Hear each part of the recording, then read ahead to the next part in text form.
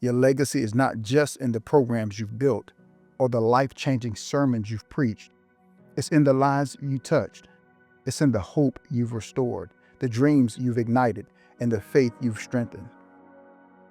You saw the needs of this community and responded with open hands and an open heart. From the differently able fun fair to food and gas giveaways, from affordable after-school programs to empowering entrepreneurs and uplifting our community, you reminded us that love is an action, not just a word.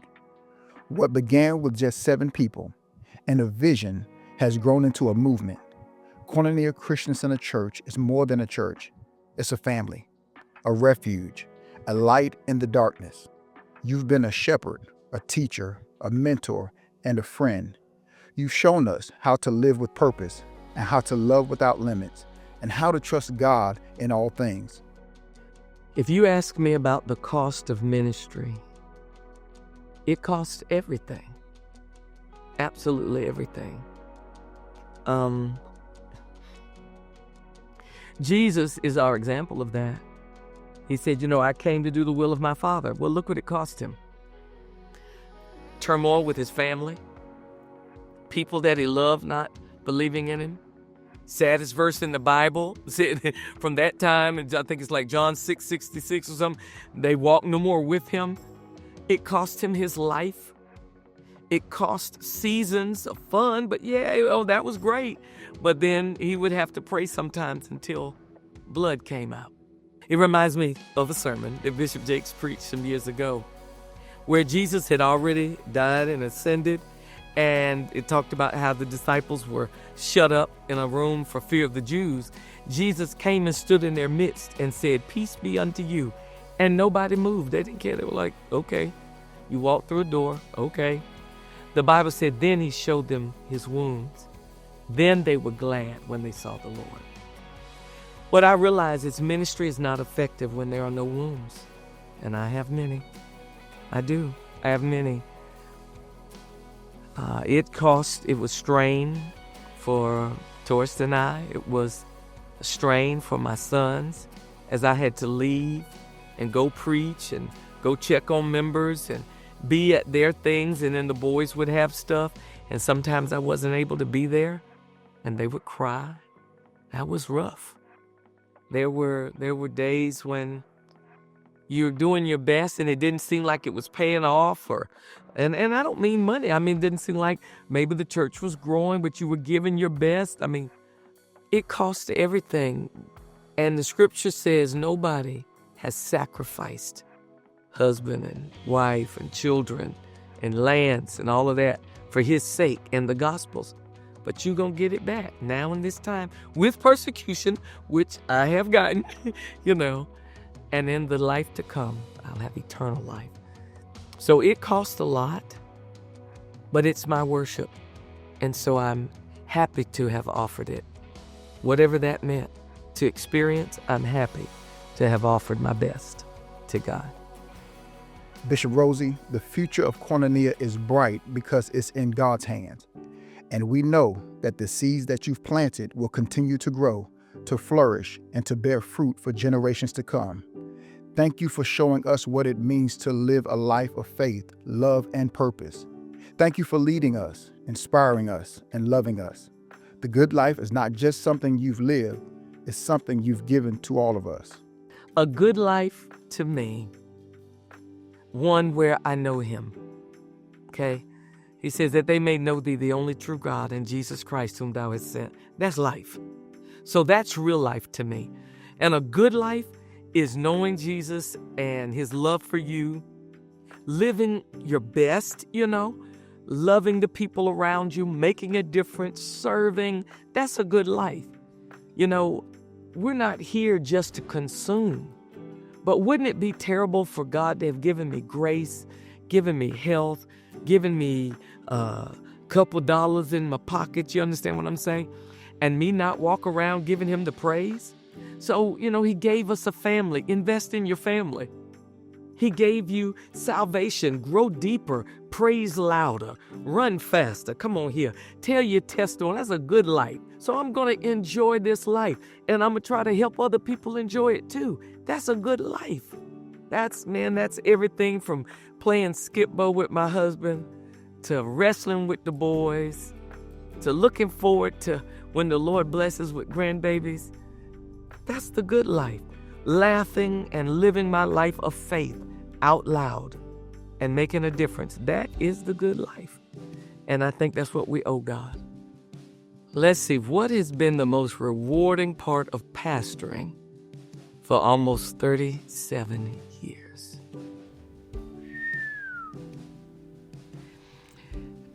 I think seeing Jesus move in people's lives, bringing them from place of confusion and pain, being lost, and watching the progression of Christ in their lives. When I tell you, hands down, that's what it is.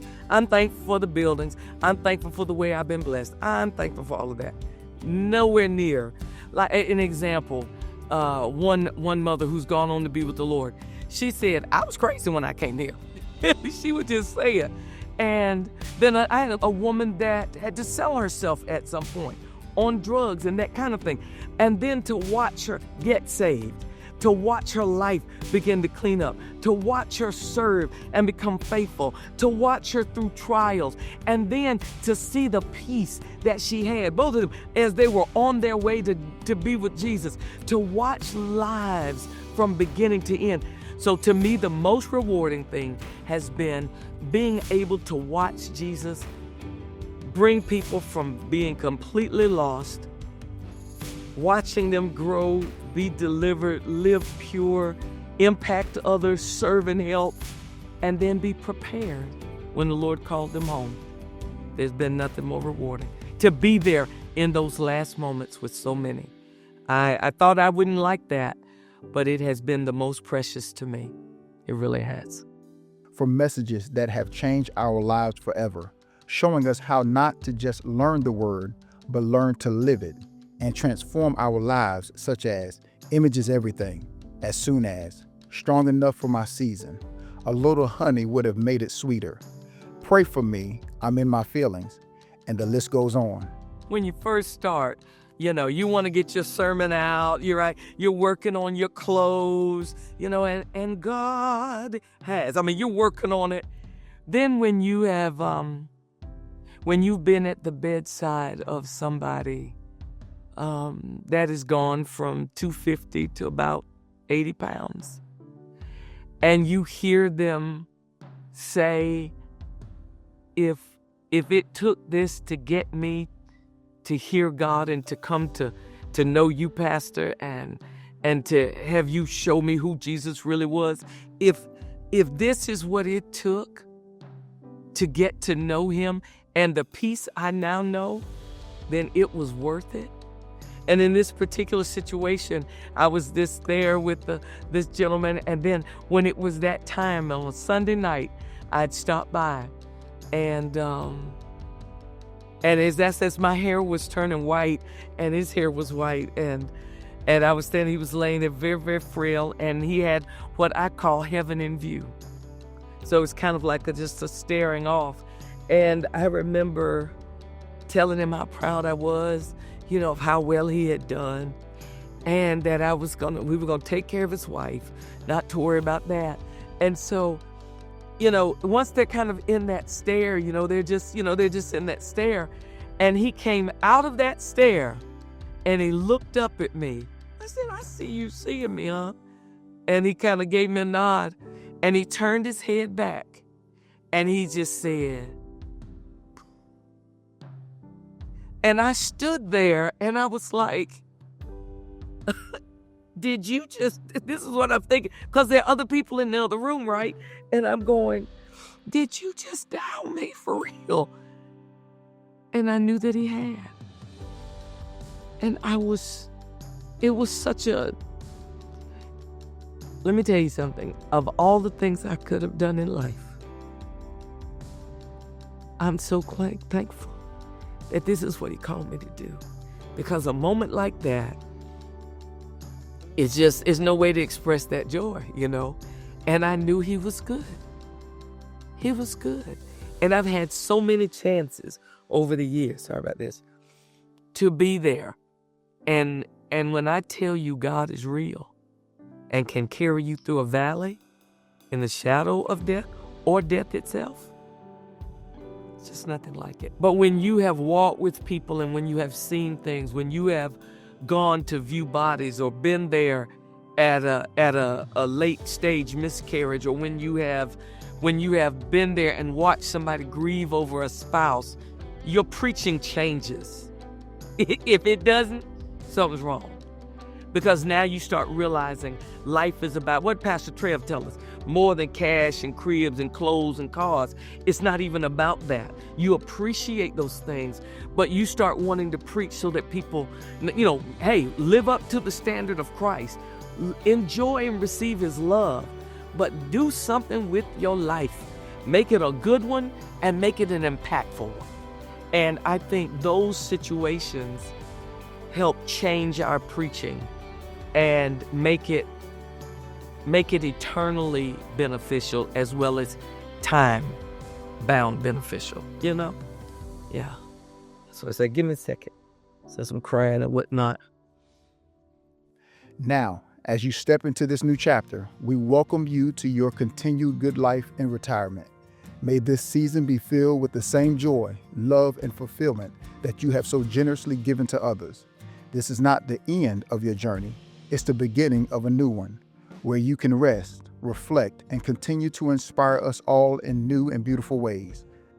I think what I hope people will remember, wow, as soon as you say it, tears well up, is that I tried to do my best to share the word in a way that people understood, that they could know the love of Jesus beyond their own weaknesses and frailties, that it's in them to live better, and to love people and to be caring and kind, to stand up for people who don't have a voice, and to use your blessings to make a difference.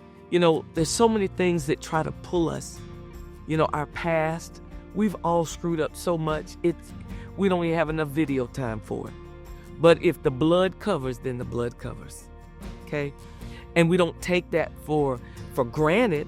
We take it and let it make us grateful and go after holy lives. I hope they'll remember Bishop kept it real. Bishop was relatable. What is that? What'd you tell me? Real, relatable, they were revelatory. I hope that will be my legacy, and that of love. That if there's something about taking a picture with me that made a person smile, then I was more than willing to do it. If a kid wanted to run up and grab me, then run up and grab me. If our lives can't be used to shine the light of Jesus that way, then what's the point? I think, when my grandmother on my father's side died, called Big Ma Reva, Big Ma was 104. I can remember learning so much from her, so that when her time came to die, I preached her homegoing, and I preached on moonlight. And what I said, Big Ma was not a very assuming person, was very low-key, didn't have that much to say, but she was moonlight. She was not that light, but was sent to bear witness of that light. I hope that the same will be able to be said of me, because the moon, I found out, is not a source of light, but it reflects the light of the sun. So if I've done anything well, let it be that I reflected his light. And that's all. If I've given things to people, I remind y'all all the time, don't make me out to be a hero. But if I've done anything or given anything, then at best, I'm a sweet Western Union, because every good and perfect gift comes from above. So at our best, we're reflectors, not light sources, but we just reflect the light. And that is enough for me. If they can remember that, I'm good with that. Yeah.